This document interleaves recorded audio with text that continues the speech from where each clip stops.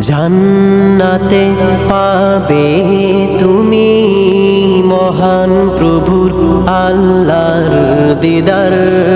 জান্নাতে পাবে তুমি মহান প্রভুর আল্লাহর দিদার। জান্নাতে আরো পাবে তুমি নাজ নিয়ামত পার। السلام عليكم ورحمة الله وبركاته. أعوذ بالله من الشيطان الرجيم. بسم الله الرحمن الرحيم. والذين آتيناهم الكتاب يفرحون بما أنزل إليك ومن الأحزاب من ينكر بعضه قل إنما أمرت أن أعبد الله ولا أشرك به ইলাইহি আদউ ওয়া ইলাইহি মাআব। আল্লাহ তাআলা ইরশাদ করেন, আর যাদেরকে কিতাব দেওয়া হয়েছে তার আপনার প্রতি যা নাজিল করা হয়েছে তাতেই তারা উল্লাসিত, তাতেই তারা খুশি। আর কিছু কিছু দল আছে তারা এই কিতাবের, এই কোরআনের কিছু অংশ অস্বীকার করে। হে নবী, আপনি বলুন, আমাকে হুকুম করা হয়েছে যে আমি আল্লাহর ইবাদত করব, আল্লাহর সাথে কাউকে শরীক স্থাপন করব না। আমি তার দিকে আহ্বান করব এবং তার দিকে আমাকে ফিরে যেতে হবে। আলহামদুলিল্লাহ মুঈদিন নিআম ওয়া মুবিদিন নিকাম ওয়া আশহাদু আল লা ইলাহা ইল্লাল্লাহু ওয়াহদাহু লা শারীকা লাহ আল্লামানা বিল কলম আল্লামাল ইনসানা মা লাম ইয়ালাম ওয়া আশহাদু আন্না সাইয়্যিদানা ওয়া নাবিয়্যানা মুহাম্মাদান আবদুল্লাহি ওয়া রাসূলুহু সাহিবুল আখলাক ওয়াল কিয়াম সাল্লাল্লাহু তাআলা আলাইহি ওয়া আলা আলিহি ওয়া সাহবিহি ইলা ইয়াউমিন তাজতামিউ ফীহিল উমাম, আম্মা বা'দ।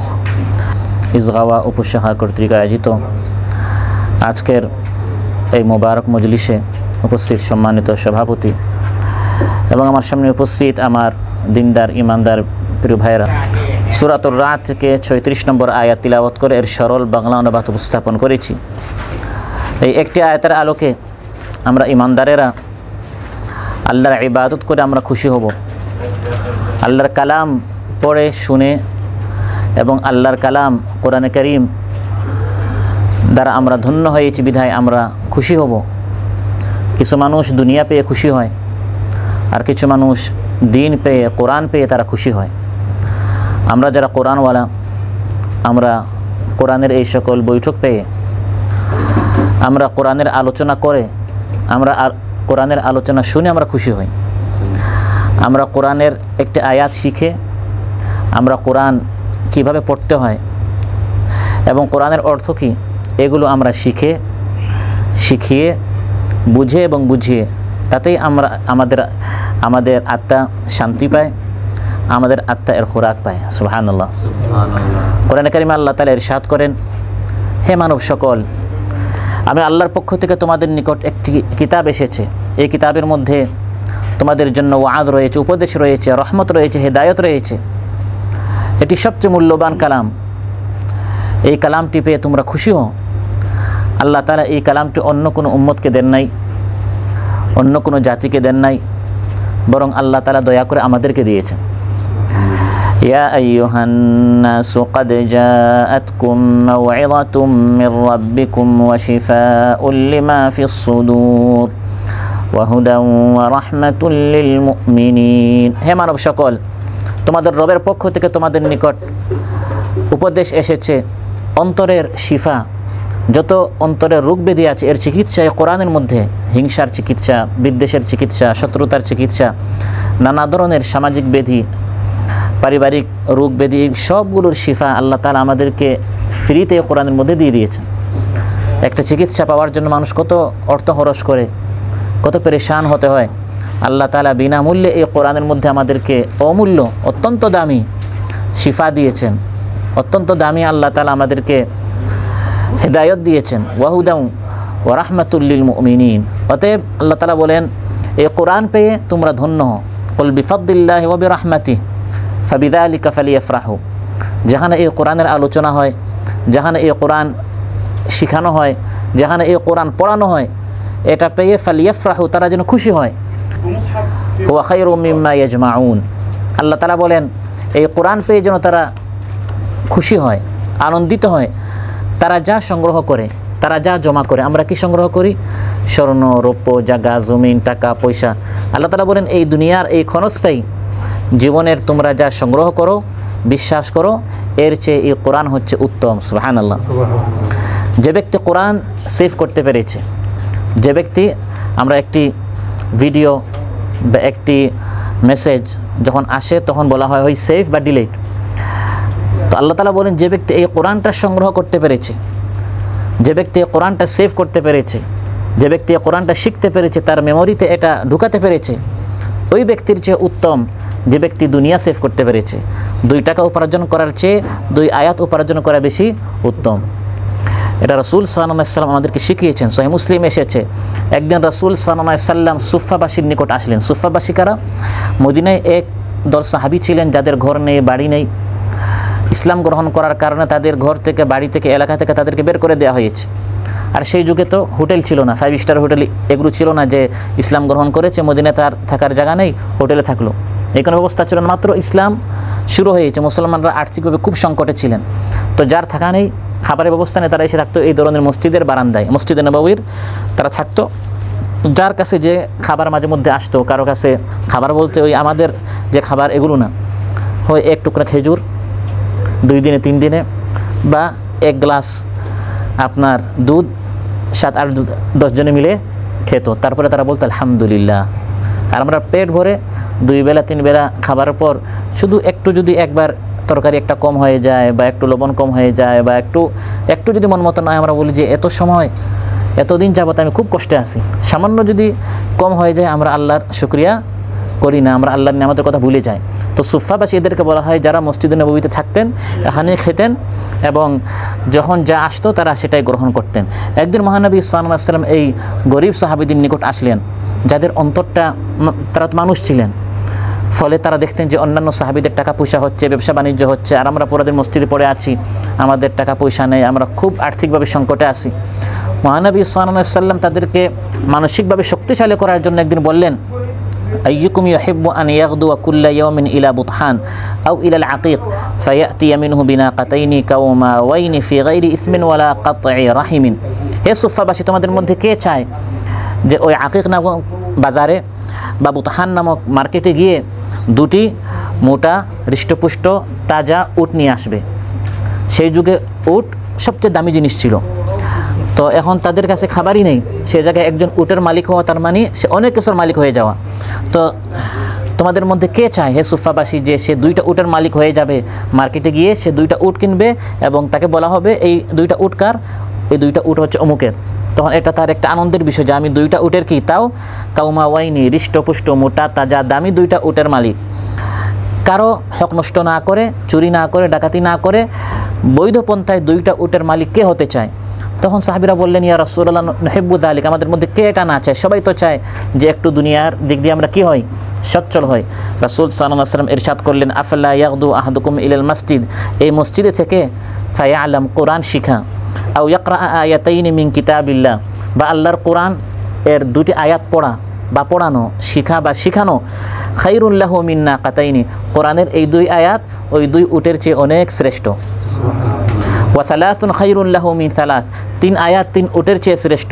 ও আরবাউন খায়রুন লাহু মিন আরবা, 4 আয়াত 4 উটের চেয়ে শ্রেষ্ঠ। কিন্তু সমস্যা হচ্ছে এই 2 আয়াত 3 আয়াত 4 আয়াত যে শ্রেষ্ঠ, উত্তম, দামি, এটা আমরা বুঝবো চোখ বন্ধ হওয়ার পর, আখিরাতে যাওয়ার পর। আর এখন আমরা আমাদের এই চোখ দ্বারা দেখছি যে উটের মালিক হওয়া, গাড়ির মালিক হওয়া, ঘরের মালিক হওয়া, বাড়ির মালিক হওয়া, এতে দুনিয়ার অনেক কল্যাণ পাওয়া যায়, দুনিয়ার অনেক শান্তি পাওয়া যায়, দুনিয়ার অনেক টেনশন দুশ্চিন্তা দূর হয়, শান্তি পাওয়া যায়, এটা আমাদের বিশ্বাস হয়ে গেছে। কিন্তু কোরআন এর শিক্ষা পাওয়ার কারণে যে শান্তি, যে খুশি, যে আনন্দ পাওয়া যায়, এটি মৃত্যুর পর জান্নাতে পাওয়া যাবে এবং দুনিয়াতেও আল্লাহ তাআলা দিয়ে দেন।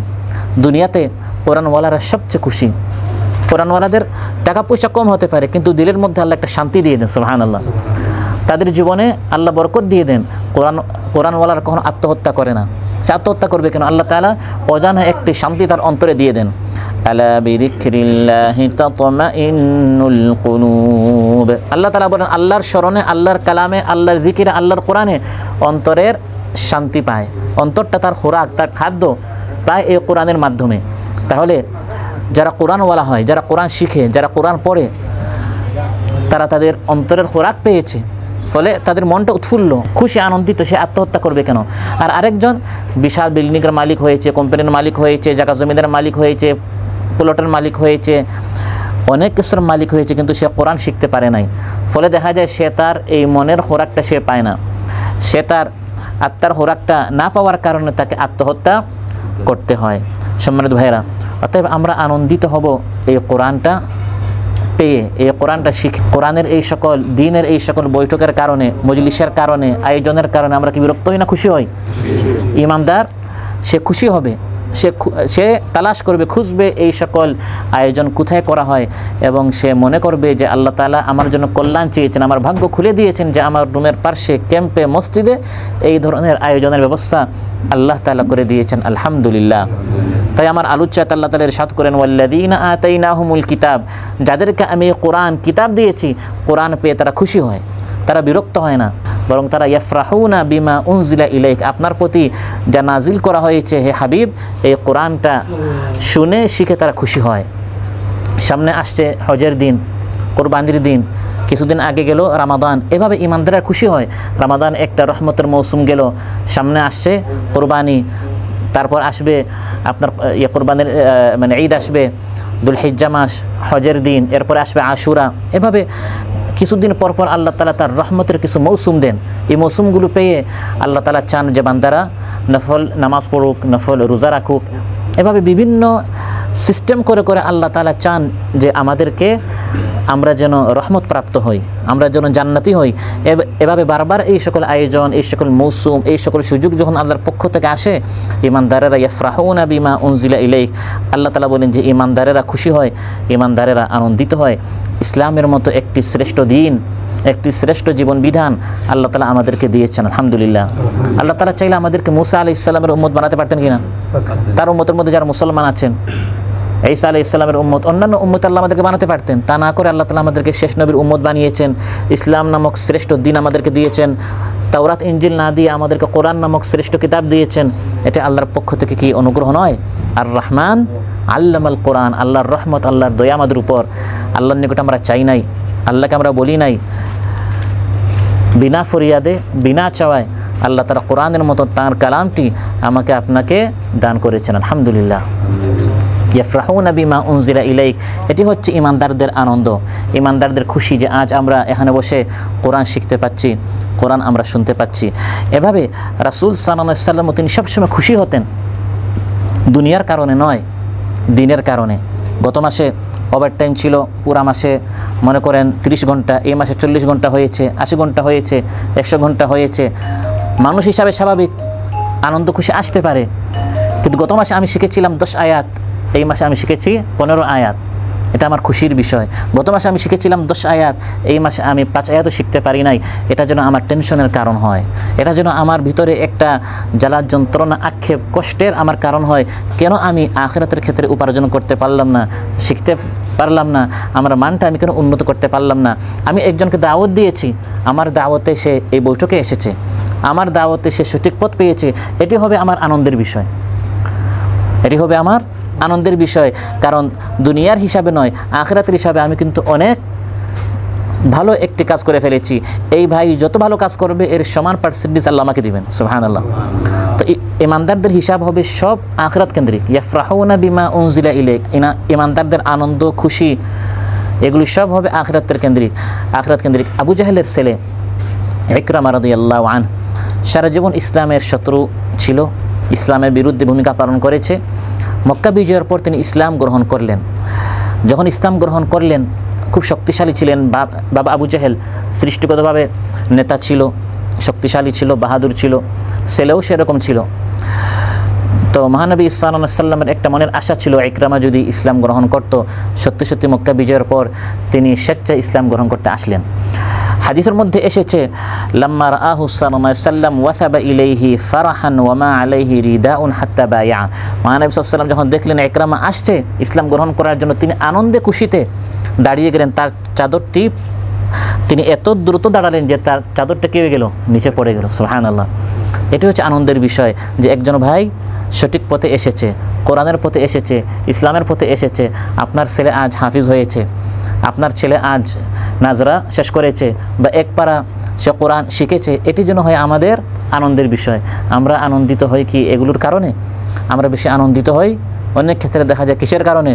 দুনিয়ার কারণে। কিন্তু রাসূল সাল্লাল্লাহু আলাইহি ওয়াসাল্লাম বেশি আনন্দিত হতেন যদি একজন তার উম্মত জাহান্নাম থেকে বাঁচতে পারে, তার দাওয়াতে যদি সঠিক পথে আসতে পারে, তিনি সেজন্য বেশি আনন্দিত হতেন। রাত্রে তার ভিতরে এই আনন্দ খুশি আসতো যে আজ আমার আজকের এই দিনটা সফল হয়েছে, আলহামদুলিল্লাহ, এক বান্দাকে আমি জাহান্নাম থেকে বাঁচাতে পেরেছি। তিনি শুনলেন বুখারীর বর্ণনা যে এক ইয়াহুদি এক বালক মারা যাচ্ছে মুমূর্ষ অবস্থায়, খুব অসুস্থ। মহানবী সাল্লাল্লাহু আলাইহি ওয়াসাল্লাম তিনি শ্রেষ্ঠ সৃষ্টি সরওয়ারে দু আলম, হাজারো কাজে ব্যস্ত, সব কাজ ফেলে দিয়ে ওই ছোট্ট ইয়াহুদি বালকের নিকট তিনি চলে গেলেন এবং তাকে বললেন, কুল লা ইলাহা ইল্লাল্লাহ, হে ইয়াহুদি বালক তুমি বলো লা ইলাহা ইল্লাল্লাহ। পার্শ্বে তার বাবা ছিল, বাবার দিকে তাকালো। তার বাবা ইয়াহুদি যদিও ছিল কিন্তু জানতো যে মহানবী সাল্লাল্লাহু আলাইহি ওয়াসাল্লাম সত্য। সে চেয়েছে মৃত্যুর সময় হলেও তার ছেলেটার জন্য জাহান্নাম থেকে বেঁচে যাক। ছেলেকে বলল, আতি আবুল কাসিম, রাসূল সাল্লাল্লাহু আলাইহি ওয়াসাল্লামের আনুগত্য করো। সে ইসলাম গ্রহণ করলো। মহানবী সাল্লাল্লাহু আলাইহি ওয়াসাল্লাম যেই দরজা বের হতে লাগলেন, শুনলেন যে ছেলেটা মারা গিয়েছে। মহানবী সাল্লাল্লাহু আলাইহি ওয়াসাল্লাম খুব খুশি হলেন এবং ইরশাদ করলেন, আলহামদুলিল্লাহিল্লাযী আনকাযাহু বি মিনান নার, সমস্ত প্রশংসা আল্লাহ তাআলার, যিনি আমার মাধ্যমে এই বালকটাকে জাহান্নাম থেকে বাঁচিয়েছেন।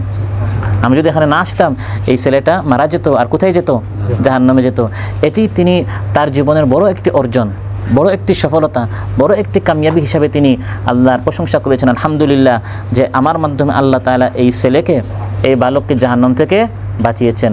কোরআন সুন্নাহ পরিষদ আমাকে আপনাকে এটাই শেখায়। দাওয়াতি কাজ করব, কোরআন শিখব, কোরআন শেখাবো, হাদিস পড়বো। আজকে আমি কোরআন পড়তে পেরেছি একটি আয়াত, দুটি আয়াত, এটা আমার আনন্দের বিষয়। 30 দিনে 30টা আয়াত, 30 দিনে 30টা হাদিস, ইসলামী বইগুলো আমি পড়তে পেরেছি, এটা হবে আমার আনন্দের বিষয়।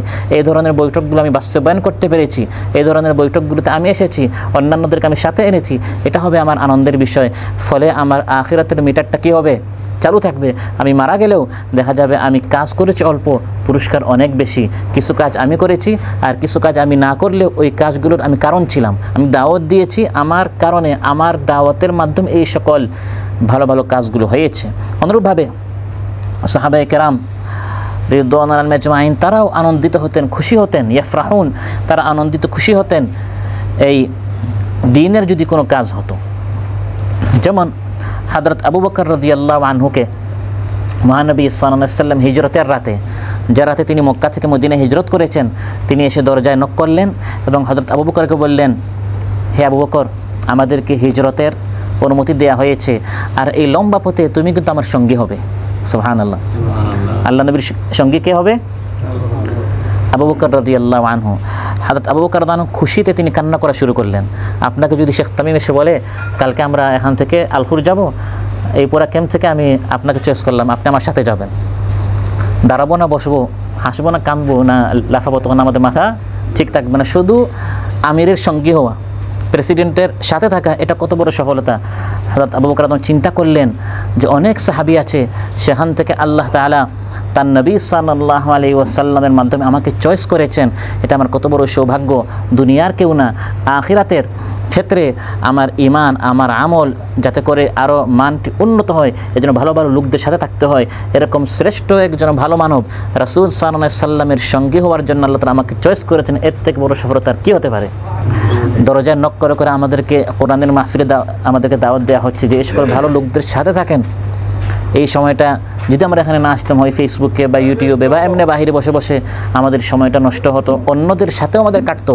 কিন্তু আল্লাহ তাআলা যেরকম হযরত আবু বকর রাদিয়াল্লাহু আনহুর জন্য কল্যাণ চেয়েছেন, আল্লাহ নবী সাল্লাল্লাহু আলাইহি ওয়াসাল্লামের সঙ্গী হওয়ার জন্য আমাদেরকে আল্লাহ তাআলা চয়েস করেছেন কোরআনওয়ালাদের, সুন্নাহওয়ালাদের সঙ্গী হওয়ার জন্য। আলহামদুলিল্লাহ। এক বেদুনী এসে প্রশ্ন করলো, কিয়ামত কবে? মহানবী সাল্লাল্লাহু আলাইহি ওয়াসাল্লাম তাকে প্রশ্ন করলেন, মা আদাত্তা লাহা, কিয়ামত কবে? প্রশ্নটা পরে, আগে আমি তোমাকে প্রশ্ন করেছি কিয়ামতের জন্য তুমি কি প্রস্তুতি নিয়েছো? সে বলল, হুব্বুল্লাহি ওয়া রাসূলি, আমার একটাই পুঁজি যে আমি আল্লাহ এবং তার রাসূলকে ভালোবাসি। মহানবী সাল্লাল্লাহু আলাইহি ওয়াসাল্লাম তাকে ইরশাদ করেন, আনতা মা মান আহবাবতা, তুমি যাদেরকে ভালোবাসো কিয়ামতের দিন তুমি তাদের সাথেই হবে। ওই ব্যক্তি হাদিসে এসেছে আনন্দে খুশিতে সে একবারে আত্মহারা হয়ে গেল। সুবহানাল্লাহ।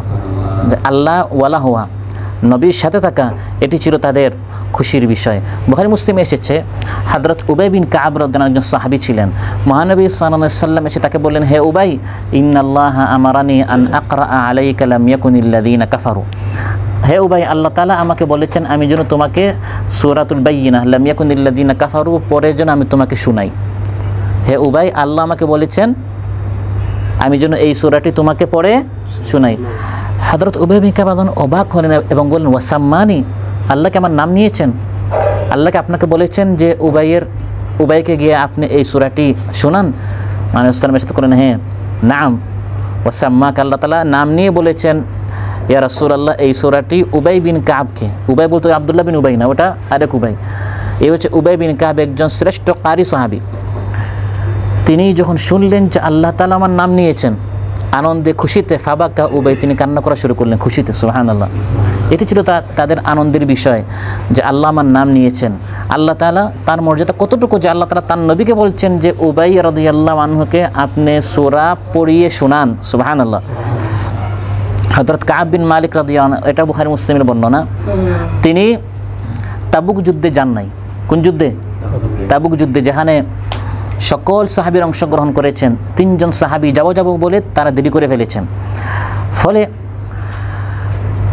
অন্যান্য যে সকল মুনাফিকরা যায় নাই তাদের তওবা আল্লাহ, তাদের উজর আল্লাহ তাআলা মানে যদিও বাহ্যিকভাবে কবুল করা হয়েছে, এই 3 জন সাহাবীর উজর কবুল হয় নাই। কেন দেরি করেছেন? ঘোষণা করা হয়েছে 50 দিন পর্যন্ত এই 3 সাহাবীর সাথে যেন কেউ কথা না বলে, সামাজিক বয়কট। একটা যুদ্ধে তারা যেতে কী করেছিলেন, একটু দেরি করতে করতে একবারে এটা মিস হয়ে গিয়েছিল। 50 দিন পর ঘোষণা আসলো, আল্লাহ তাআলা তাওবা কবুল করেছেন। এই তাওবা কবুল হয়েছে এই খবরটা শোনার সঙ্গে সঙ্গে খাররা সাজিদান লিল্লাহ, উবাই বিন কাব রাদিয়াল্লাহু আনহু খুশিতে তিনি সাজদায় পড়ে গেলেন। আর যে তাকে এই খবরটা দিয়েছে তিনি খুশি হয়ে তাকে এই চাদরটা দিয়ে দিলেন। হযরত কাব বিন মালিক বলেন যে এই চাদর ছাড়া আমার কোনো চাদরই ছিল না, কিন্তু আল্লাহ যে আমার তাওবাটা কবুল করেছেন এটা ছিল তার সবচেয়ে আনন্দের বিষয়। কত আমি রাত দিন গুনাহ করেছি, আস্তাগফিরুল্লাহ মুখে বলি, আদৌ কবুল হচ্ছে কিনা আমাদের কোনো খবর নাই। যদি আল্লাহর পক্ষ থেকে ঘোষণা আসে আপনার এই নামাজটা কবুল হয়ে গেছে, আপনার এই তাওবাটা কবুল হয়ে গেছে, এটি হওয়ার কথা আমাদের সবচেয়ে বড় আনন্দের বিষয়। সাহাবীদের সব হিসাব নিকাশ ছিল আখিরাত কেন্দ্রিক, বিদায় এক যুদ্ধে আমি যেতে পারি নাই, আমি ধ্বংস হয়ে গেছি, এটা তারা ভেবেছিলেন, এটাই তাদের বিশ্বাস ছিল। পরে যখন ঘোষণা আসলো না যে আল্লাহ তাআলা তাওবাটা কবুল করেছেন, খুশিতে তিনি তার চাদরটা পর্যন্ত হাদিয়া হিসাবে তিনি দিয়ে দিলেন। সম্মানিত ভাইরা, এভাবে সাহাবায়ে কেরামদের সম্পর্ক ছিল দ্বীনের সাথে, কোরআনের সাথে, আখিরাতের সাথে। তাদের আনন্দ খুশি সম্পর্ক রাখা, সম্পর্ক ছিন্ন করা, দেওয়া না দেওয়া সব কিছু ছিল কোরআন কেন্দ্রিক, সুন্নাহ কেন্দ্রিক। আর আমাদের সব সম্পর্ক আজ হয়ে যাচ্ছে এই দুনিয়া কেন্দ্রিক। আলোচ্যতে আল্লাহ তাআলা বলেন, ওয়ামিনাল আহজাবি মান ইউনকিরু বা'দা, যাদেরকে আমি কিতাব দিয়েছি, কোরআন দিয়েছি, তারা এই কোরআন পেয়ে খুশি হয়। কিন্তু একদল মানুষ তারা এই কোরআন পেয়ে খুশি না, তারা শুধু কোরআনের বা'দা এই সকল অংশগ্রহণ করে যেগুলো ভালো লাগে, আর যে সকল অংশ তাদের ভালো লাগে না এগুলো তারা বাদ দিয়ে দেয়। যেমন যারা সুদখোর, তাদের কাছে কি সুদের আয়াতগুলো ভালো লাগবে? যারা ঘুষখোর, ঘুষের আয়াত ভালো লাগবে না। যে বেপর্দা, তার কাছে পর্দার আয়াত ভালো লাগবে না। যে জালিম, তার কাছে জুলুমের আয়াত ভালো লাগবে না। যে বেনামাজি, তার কাছে নামাজের আয়াত ভালো লাগবে না। ওমিনাল আহজাবি মান ইউনকিরু বা'দা, আল্লাহ তাআলা বলেন যে কিছু কিছু মানুষ এমন আছে যে তারা কোরআনের কিছু কিছু অংশ বাদ দেয়। যে অংশ ভালো লাগে শুধু সেগুলো গ্রহণ করে, আর যে অংশ তার বিপক্ষে যায় এগুলো শুনলে তার গায়ে জ্বালা যন্ত্রণা শুরু হয়। ইমানদারেরা কোরআনের প্রত্যেকটা আয়াত শিখে আমল করে খুশি হয়।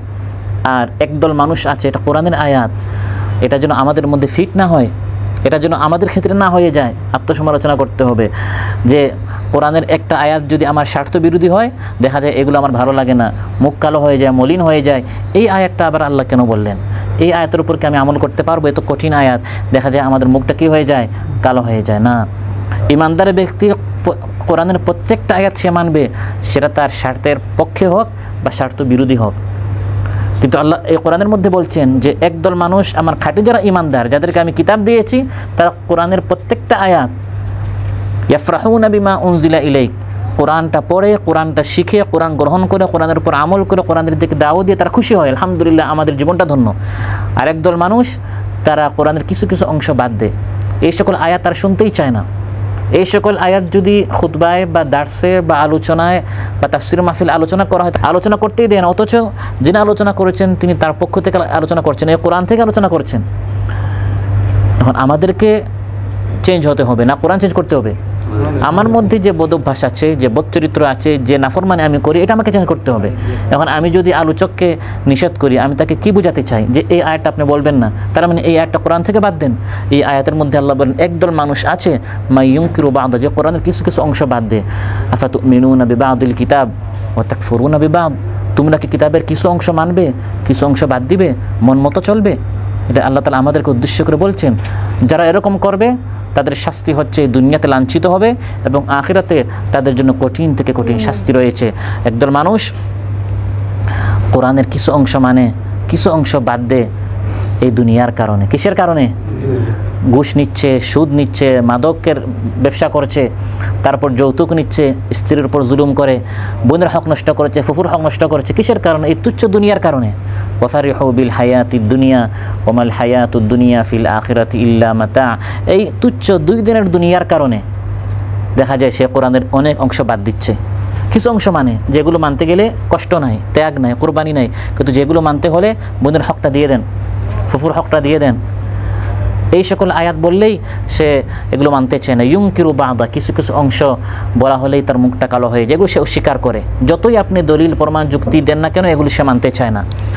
মানুষদেরকে ধোঁকা দিয়ে, মিথ্যা কথা বলে, আমানতের খেয়ানত করে, ওয়াদা খেলাফি করে, প্রতারণা করে সে টাকা পয়সা আত্মসাৎ করতে চায় এবং আত্মসাৎ করে করে অনেক টাকার মালিক হয়ে গিয়েছে। এখন যদি আপনি তাকে বলেন যে এই টাকাগুলো কিন্তু আপনার নয়, এগুলো জনগণের হক, মানুষের হক, প্রতিবেশীর হক, মিসকিনদের হক, ফিরিয়ে দেন, মানে না। কোরআন থেকে বলার পরেও মানে না। ইউনকিরু বা'দা, কোরআনের কিছু কিছু অংশ কিছু মানুষ বাদ দেয় নিজের স্বার্থের কারণে, এই দুনিয়ার কারণে। রাসূল সাল্লাল্লাহু আলাইহি ওয়াসাল্লাম ইরশাদ করেন, তিরমিজিতে এসেছে, ইয়াখরুজু ফি আখিরি জামানি রিজাল, শেষ জামানায় একদল মানুষ আসবে, ইয়াকতিলুনা দুনিয়া বিদ্দিন, তারা দুনিয়া উপার্জন করার জন্য দিনকে তারা ব্যবহার করবে। লম্বা দাড়ি হবে, জুব্বা হবে, এগুলি সব ধর্ম ব্যবসা। তারা এগুলো করবে কেন? মানুষদেরকে প্রতারণা করে করে টাকা পয়সা ইনকাম করার জন্য। আপনারা আসেন আমাদের সাথে, প্লটের ব্যবসা করেন, জায়গা জমিনের ব্যবসা করেন, আমার এই ব্যবসায় আপনি পার্টনার হন, শেয়ার হন। আপনি দেখলেন মাশাআল্লাহ এই লোকটা এত লম্বা দাড়ি, এত নামাজি। আল্লাহ নবী হাদিসের মধ্যে বলছেন, বিশুদ্ধ হাদিস, তিরমিজির বর্ণনা, যে শেষ জামানায় একদল মানুষ এরকম আসবে, ইয়াকতিলুনা দুনিয়া বিদ্দিন, এরা দিনের জন্য নয়, কোরআনের জন্য নয়, ইসলামের জন্য নয়, এগুলো পেয়ে তারা খুশি হয় না, তারা এই দুনিয়া পেয়ে খুশি হয়। কীভাবে দুনিয়ায় আরও কিছু টাকা উপার্জন করা যায়, তারা একটি ধান্দা করেছে যে তারা দাড়িটা লম্বা করেছে, লম্বা পাখিটা লাগিয়েছে, মানুষদেরকে দেখে সে নামাজি, ওই নামাজের মাধ্যমে ব্যবসা করে, দাড়ি দিয়ে ব্যবসা করে। এটা দাড়ির দোষ না, এটা নামাজের দোষ না, এটা কোরআনের দোষ না। সে খুব সুন্দর সুন্দর করে কোরআন পড়ে মানুষদেরকে শোনায়। মহানবী সাল্লাল্লাহু আলাইহি ওয়াসাল্লাম ইরশাদ করেন, ইয়ালবাসুনা লিন-নাসি জুলুদা দা'নি মিনাল লিন, এমন নরম নরমভাবে, কোমলভাবে মানুষের সাথে কথা বলে বকরির পশমের মতো একবার নরম হয়ে যায়। বকরির পশম কি হয়? নরম হয়। বকরির পশমের মতো একবার নরম হয়। আলসিনাতুহুম আহলা মিনাস সুক্কার, অপর বর্ণনা মিনাল আসাল, এদের ভাষা হয় এত মিষ্টি, চিনির চেয়ে বা মধুর চেয়ে আরও মিষ্টি। কত সুন্দর কথা, মিষ্টি কথা। ওয়া কুলুবুহুম কুলুবুদ যিআব, এদের অন্তর হয় নেকড়ে বাঘের চেয়ে আরও নিকৃষ্ট, আরও হিংস্র। জবান হয় চিনির চেয়ে, মধুর চেয়ে আরও মিষ্টি, মানুষদেরকে আকৃষ্ট করে, কিন্তু তার দিলটা হয় বাঘের চেয়ে আরও বেশি হিংস্র। আল্লাহ তাআলা বলেন, আবি ইয়াগতারুন, আমি যে সুযোগ দিচ্ছি, অবকাশ দিচ্ছি, নামাজ পড়ে পড়ে, কোরআনের কথা বলে বলে আসলে দুনিয়া চায়। সে কোরআন পেয়ে খুশি না, সে দুনিয়া পেয়ে খুশি। এই যে ধর্মের ব্যবসা করছে, আমি যে তাকে ধরছি না, অবকাশ দিচ্ছি, ঢিল দিচ্ছি, সে কি মনে করছে আমি তাকে ধরতে পারবো না? আমা আলাইয়া ইয়াশতারিউন, আমি আল্লাহর সাথে সে চ্যালেঞ্জ করছে যে হে আল্লাহ, দেখে আপনি কি করতে পারেন। ফাবি হালাফতু, আমি আল্লাহ কসম করে বলছি, আমি নিজের নামে শপথ করে বলছি, লা আবআসান্না আলা উলাইকা মিনহুম ফিতনাতান তাদাউল হালিমা মিনহুম হায়রানা, এদের উপর আমি এমন একটা বিপদ, ফিতনা, মুসিবত নাজিল করব, এদের মধ্যে যে বেশি ধৈর্যশীল সেও ধৈর্য করতে পারবে না। এমনভাবে করোনা ভাইরাস আসবে, কিডনি নষ্ট হবে, হার্ট অ্যাটাক হবে, সন্তান অসৎ হবে, জায়গা জমিন তার হাতছাড়া হবে, ঋণগ্রস্ত হবে, অসুস্থ হবে, সব দিক থেকে এভাবে কোরআন সুন্নাত ত্যাগ করে দুনিয়ামুখী হওয়ার কারণে এবং দুনিয়া উপার্জন করতে গিয়ে ধর্মের ব্যবসা করার কারণে বা দিনকে ত্যাগ করে দুনিয়াকে প্রাধান্য দেওয়ার কারণে আল্লাহ তাআলা এমনভাবে বিপদ আপদ মুসিবত দ্বারা আক্রান্ত করবেন যে বেশি ধৈর্যশীল সেও ধৈর্যহারা হয়ে যাবে। এখন যাদের ধৈর্য এমনিই কম তাদের অবস্থা কী হবে? সম্মানিত ভাইরা, আল্লাহ তাআলা আরও চাইতে বলেন, একদল মানুষ কোরআন পেয়ে খুশি হয় আর একদল মানুষ কোরআন পেয়ে বেজার হয়। খুশি হয় না, বরং যে অংশ ভালো লাগে সে অংশ গ্রহণ করে, যে অংশ ভালো লাগে না সে অংশ তারা গ্রহণ করে না। আমার আপনার ভূমিকা কী হতে হবে? আল্লাহ তাআলা তার নবীকে বলছেন, হে নবী আপনি বলুন, ইন্নামা উমিরতু আন আ'বুদাল্লাহা ওয়া লা উশরিকা বিহি, আমাকে হুকুম করা হচ্ছে আমি যেন পুরা কোরআন মানি। কতটুকু মানি? আমি যেন পুরা কোরআন মানি, আমি যেন আল্লাহর ইবাদত করি, আল্লাহর সাথে আমি যেন কাউকে শরীক স্থাপন না করি। আল্লাহ যা বলেছেন আমি শুধু আল্লাহর হুকুম মানব, আমি শুধু আল্লাহর আনুগত্য করব, আমি শুধু আল্লাহর নির্দেশ মানব, আমি আল্লাহর সাথে কাউকে শরীক করব না। আল্লাহর প্রত্যেকটা হুকুম মেনে জেনে শিখে তারপর আমি এটা মানব এবং ইলাইহি আদউ, নিজেও মানব এবং অন্যান্যদেরকে আমি দাওয়াত দিব। সুবহানাল্লাহ। ওয়া ইলাইহি মাআব, একদিন আমাকে আল্লাহর দিকে ফিরে যেতে হবে। ইমানদার ব্যক্তি আল্লাহর দিকে আহ্বান করে সে তার আত্মার শান্তি পায়। ইমানদার ব্যক্তি সে কোরআনের দিকে আহ্বান করে সে আনন্দিত হয়। ইমানদার ব্যক্তি সে কোরআনওয়ালা হয়ে সে খুশি হয়। আমরা কি কোরআনওয়ালা হতে চাই? কিছু মানুষের পরিচয় হচ্ছে এই ব্যক্তি হচ্ছে দোকানওয়ালা, বাড়িওয়ালা, বলা হয় না? আবার কিছু মানুষের পরিচয় হচ্ছে কোরআনওয়ালা। আমরা যেন কোরআনওয়ালা হতে চাই, আমরা যেন কোরআনওয়ালা হই। পারবো তো ইনশাআল্লাহ? আল্লাহ তাআলা তার নবীকে বলছেন, হে নবী আমি আপনাকে কোরআন দিয়েছি, আমি আপনাকে কি দিয়েছি? কোরআন দিয়েছি। অতএব এই কোরআন নিয়ে আপনি থাকেন, দুনিয়ার দিকে আপনি চোখ উঠে তাকাবেন না, দুনিয়া দিকে আপনি চোখ উঠে তাকাবেন না। আপনার আশেপাশে অনেকের বিল্ডিং হচ্ছে, আপনার আশেপাশে অনেকের ফ্ল্যাট হচ্ছে, আর আপনি বসে বসে কোরআন শেখার কারণে, আপনি বসে বসে কোরআন পড়ার কারণে হতে পারে আপনার সময় এই দিকে একটু বেশি যাচ্ছে। আল্লাহ তাআলা তার নবীকে বলছেন, হে নবী ওই দিকে তাকাবেন না। দুইটা একসাথে পাওয়া যায় না, দুনিয়া আখিরাত দুটোটা একসাথে পাওয়া যাবে না। একটু ত্যাগ করে আখিরাতের জন্য চেষ্টা করতে হবে। ওয়ালাকাদ আতাইনাকা সাবআম মিনাল মাসানি ওয়াল কুরআনাল আযীম। হে হাবিব আমি আপনাকে 7টি আয়াত, যেটা বারবার পড়া হয় সূরা ফাতিহা, শ্রেষ্ঠ সূরা আমি আপনাকে হাদিয়া দিয়েছি। ওয়াল কুরআনাল আযীম, পুরা কোরআন আমি আপনাকে উপহার দিয়েছি। অতএব এই কোরআন নিয়ে থাকেন, আপনি কোরআনওয়ালা হন, কোরআন পেয়ে আপনি খুশি হন। লা তামুদ্দান্না আইনাইকা ইলা মা মাত্তা'না বিহি আজওয়াজাম মিনহুম, আমি তাদেরকে যে দুনিয়া দিয়েছি, আমি তাদেরকে গাড়ি বাড়ি নারী ক্ষমতা অর্থ কুড়ি ব্যাংক ব্যালেন্স অনেক কিছু দিয়েছি, তাদের কোরআনের এই সকল বৈঠকে বসার সময় নেই, তাদের কোরআন অধ্যয়নের সময় নেই, তাদের সাদ হা তা এগুলো শেখার সময় নেই, তাদেরকে আমি দুনিয়া দিয়ে খুশি করে রেখেছি। আপনি ওই দিকে চোখ উঠে তাকাবেন না। আপনার জন্য আমি আখিরাত রেখেছি, আপনার জন্য আমি জান্নাত রেখেছি, যে জান্নাতের লামাউদু সাওতি আহাদিকুম মিনাল জান্নাতি খায়রুম মিনাদ দুনিয়া ওয়া মা ফিহা, জান্নাতে একটি লাঠি রাখা বরাবর একটি স্থান, মানে মনে করেন 1 মিটার, দুনিয়া এবং দুনিয়াতে যা আছে এর চেয়ে উত্তম। সুবহানাল্লাহ। জান্নাত কত দামি, সেই জান্নাতে আমরা জায়গা চাই, সেই জান্নাতে আমরা জায়গা ক্রয় করতে চাই। এর মূল্যটা এই দুনিয়াতে দিতে হবে এই কোরআন দিয়ে। কোরআনওয়ালা যত হব, কোরআন যত বেশি শিখবো, তত বেশি আল্লাহ তাআলা খুশি হয়ে আমাদেরকে জান্নাত দিবেন। প্রিয় ভাইরা, আজকের এই আলোচনা থেকে যেটা আমরা জানলাম শিখলাম, সেটা হচ্ছে একদল মানুষ কোরআন পেয়ে খুশি আর একদল মানুষ দুনিয়া পেয়ে খুশি। দুনিয়া আমাদেরকে হাত ছেনে দিয়ে আহ্বান করবে, কিন্তু সেদিকে আমরা চোখ উঠে তাকাবো না, আমরা এই কোরআন নিয়ে থাকবো। দুনিয়া এমনি আমাদের পিছনে পিছনে আসবে। হাদিসের মধ্যে রাসূল সাল্লাল্লাহু আলাইহি ওয়াসাল্লাম ইরশাদ করেন, যারা মান কানাত নিয়াতুহু তালাবাল আখিরা, যে ব্যক্তি তার উদ্দেশ্য রাখবে আখিরাত, আতাতহু দুনিয়া ওয়া হিয়া রাগিমা, দুনিয়া তার পিছনে বাধ্য হয়ে আসবে। আপনার বেতনটা এমনিই আসবে, আপনার রিজিকটা এমনিই আসবে এবং অল্পতে আল্লাহ আপনাকে বরকত দিবেন, রহমত দিবেন। আর নামাজ বাদ দিয়ে, এই সকল দিনই বৈঠক বাদ দিয়ে, কোরআন পড়ার সময় নাই, কোরআন শেখার সময় নাই, যান ইনকাম করেন রাত দিন, হঠাৎ আল্লাহ তাআলা 4-5-10 লক্ষ টাকা এমনভাবে আপনাকে ঋণগ্রস্ত করবেন, এমনভাবে হঠাৎ আপনার মাকে আল্লাহ তাআলা অসুস্থ বানাবেন, আপনি কাতারে 40 বছর থেকেও দেখা যাবে আপনি একবারে দিশাহারা হয়ে যাবেন, কোনো কুল কিনারা আপনি খুঁজে পাবেন না। আল্লাহর সাথে যারা চ্যালেঞ্জ করে, আল্লাহ সুযোগ দেন, ঢিল দেন, কিন্তু যারা চ্যালেঞ্জে যায়, সময় নাই, আল্লাহ ভালো করে সময় বের করে দেন, ওই হাসপাতালে বেডে আল্লাহ তাআলা শুয়ে রাখেন, তখন সময় ঠিকই বের হয়। আল্লাহ সুবহানাহু ওয়া তাআলা আমাদের সবাইকে হেফাজত করুন। আমরা যেন এই সুস্থতাকে, এই যৌবনকে, এই জীবনকে, এই সচ্ছলতাটাকে এইগুলো নিয়ামত হিসেবে গ্রহণ করে আমরা যেন কোরআনওয়ালা হতে পারি, সুন্নাহওয়ালা হতে পারি, দিন শিখতে পারি, কোরআন শিখতে পারি। আল্লাহ তাআলা আমাদের সবাইকে তৌফিক দান করুন। আমাদের মধ্যে যারা অসুস্থ আছেন আল্লাহ তাআলা সুস্থ করে দেন, যারা ঋণগ্রস্ত আছেন আল্লাহ তাআলা ঋণ পরিশোধ করার তৌফিক দান করেন, যাদের যে পেরেশানি আছে আল্লাহ তাআলা পেরেশানি মুক্ত করুন, যাদের মনের যে ফরিয়াদ আছে আল্লাহ তাআলা নেক ফরিয়াদগুলো কবুল করুন। আসসালামু আলাইকুম ওয়া রাহমাতুল্লাহি ওয়া বারাকাতুহু। জান্নাতে পাবে তুমি মহান প্রভুর আল্লাহর দিদার, জান্নাতে পাবে তুমি মহান প্রভুর আল্লাহর দিদার, জান্নাতে আরো পাবে তুমি নাজ নিয়ামত পার।